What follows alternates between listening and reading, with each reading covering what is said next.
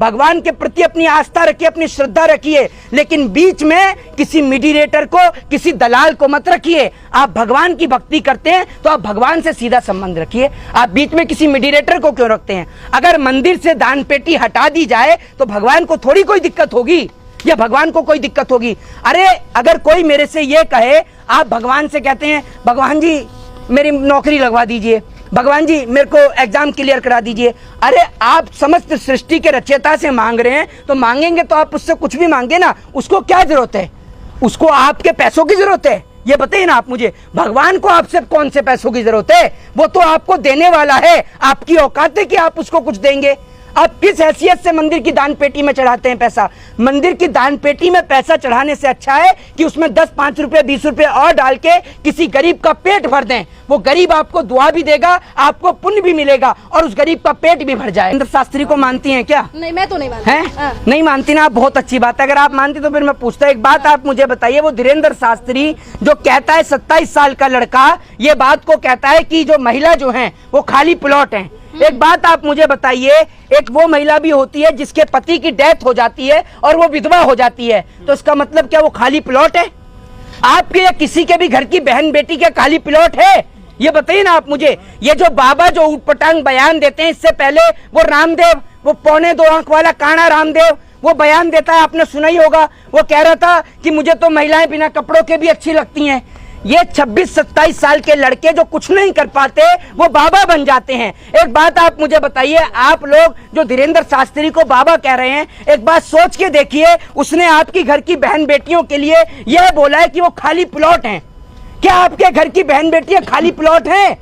दीजिए ना आप इस सवाल का जवाब। अरे भैया, हंस तो जब भी रही थी जब रामदेव ने बयान दिया कि मुझे तो महिलाएं बिना कपड़ों के अच्छी लगती हैं। उस टाइम पे देवेंद्र फडणवीस की वाइफ भी उनके पास बैठी हुई थी। बताइए ना, हंस तो तब भी रही थी।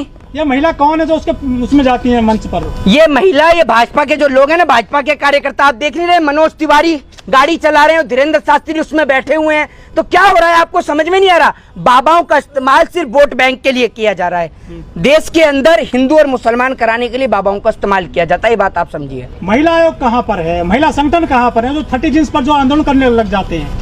अरे एक बात आप मुझे बताइए, फटी जींस पे वो बाबा रामदेव जो फटी जींस की बात किया करता था, और वो जो महिला आयोग, ये महिला आयोग धीरेंद्र शास्त्री को लेकर क्यों नहीं बोलती हैं? जो धीरेंद्र शास्त्री ने महिलाओं को खाली प्लॉट बताया है, इस पर क्यों नहीं बोलती हैं? जरा बताइए ना। महिला आयोग को तो इनके ऊपर एफआईआर दर्ज करानी चाहिए, क्यों नहीं कराती एफआईआर दर्ज? और दूसरी बात, ये जो तमाम महिलाएं जो खड़ी हुई है रिपोर्टर बनकर, आपको भी एफआईआर दर्ज करानी चाहिए। क्या आपकी भावनाओं को ठेस नहीं पहुंचता? आप भी किसी के घर की बहन और बेटी हैं, आप भी तो महिलाओं में आती हैं, आप भी तो बेटियों में आती हैं, आपको भी एफआईआर दर्ज करानी चाहिए। अगर आप भारत देश के एक जिम्मेदार नागरिक हैं, अगर आप भी किसी भाई की बहन हैं, किसी बाप की बेटी हैं, आपको भी एफआईआर दर्ज करानी चाहिए।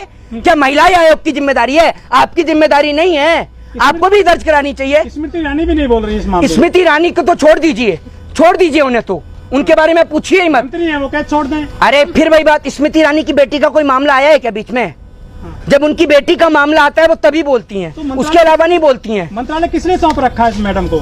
मंत्रालय इसलिए सौंप रखा है, घूमने फिरने के लिए, आराम से मजे लेने के लिए, बस। और क्या है? मुफ्त की आराम से बैठकर पेंशन खा रही है, तनख्वाह मिल रही है, बढ़िया। और क्या चाहिए इनको? देश में बेटियों के साथ बलात्कार हो, चाहे बेटियों के साथ दुष्कर्म हो, इनकी आवाज नहीं निकलती है स्मृति ईरानी की। लेकिन आप इनकी बेटी के ऊपर सवाल कर लो तो स्मृति ईरानी तुरंत गरजने लग जाती हैं। सनातन धर्म को लेकर आ रहे हैं धीरेंद्र बाबा। इससे पहले सनातन धर्म नहीं था धीरेंद्र शास्त्री से पहले, है? इससे पहले नहीं था। तमाम लोगों का कहना है कि हिंदुओं को जगाने का काम हो रहा है, हिंदू उनके नेतृत्व में ही जागेगा। तो हिंदू का कुंभकर्ण था पहले? नहीं, हिंदू जो था पहले कुंभकर्ण था, या सोया पड़ा था जो धीरेंद्र शास्त्री ढोल बजा के सबको जगा रहे हैं। कैसे जगा रहे हैं बताइए ना।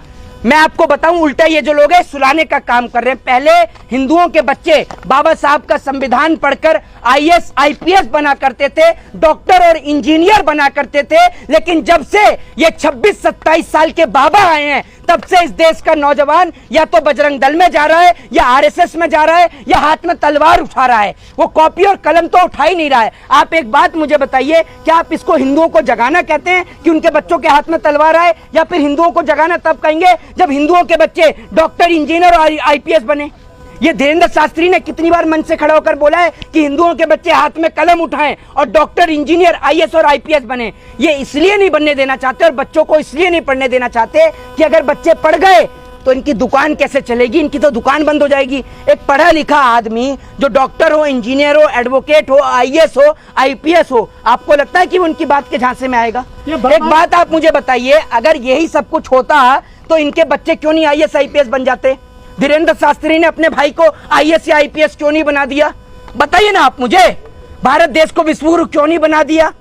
अगर आपके पास इतना ही सब कुछ है तो भारत देश को विश्वगुरु क्यों नहीं बना दिया? मैं आपसे कहता हूं, मैं भी श्रद्धा रखता हूं, मैं भी भगवान को पूछता हूं, मेरी भी भगवान के प्रति आस्था है। अरे धीरेंद्र शास्त्री पर्ची खोल देते हैं, तुरंत करते हैं वो फैसला। अगर पर्ची खोलने का इतना ही शौक था तो पहले क्यों नहीं बता दिया कि वो भारत देश से, वो पाकिस्तान से जासूस घुस रही है? बताइए ना आप मुझे।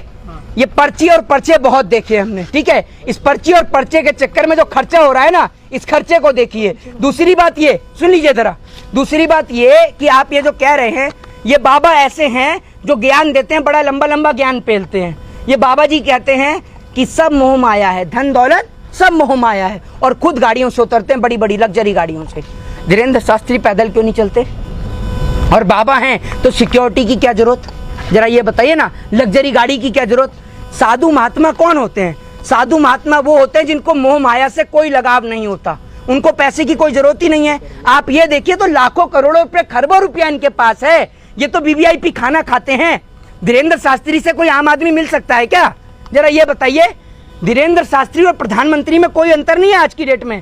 न प्रधानमंत्री से आप मिल सकते हैं आसानी से और न धीरेंद्र शास्त्री से। तो ये बाबा कहां से हुए? टेंट पेंट वही दे रहे हैं इसको जो लोग गाड़ी ड्राइव कर रहे हैं, जो इसकी गाड़ी चला रहे हैं।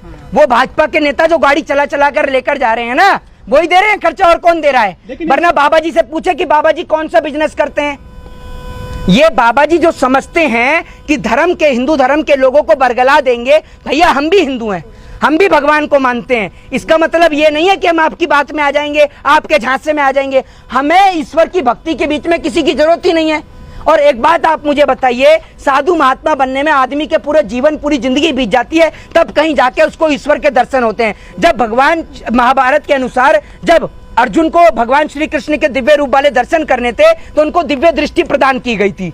वो भी नंगी आंखों से भगवान के दर्शन नहीं कर पाए थे, तब उनको दिव्य दृष्टि प्रदान की गई थी। और आप ये सोचिए, ये हनुमान जी से भी बात कर रहे हैं, ये रावण से भी बात कर रहे हैं। भैया 26-27 साल की उम्र में, समझ रहे हैं आप, 26-27 साल की उम्र में कौन सी सिद्धि आ गई ऐसी इनके पास? सोचकर देखिए, अपने दिमाग पर जोर डालिए कि कैसे जनता को पागल बनाया जा रहा है। जय हिंद, जय भारत, वंदे मातरम। इस खबर को देखने के बाद क्या है आपकी राय? नीचे दिए गए कमेंट बॉक्स में दीजिए अपनी राय। ऐसी तमाम बड़ी खबरों को देखने के लिए जुड़े रहिए हमारे साथ। खबर अच्छी लगे तो लाइक कीजिए और शेयर कीजिए, और हाँ, चैनल को सब्सक्राइब कर घंटे वाली बटन को दबाना ना भूलिए। फिर आते हैं आपके बीच कुछ खास खबरों के साथ। तब तक के लिए नमस्कार, जय भीम।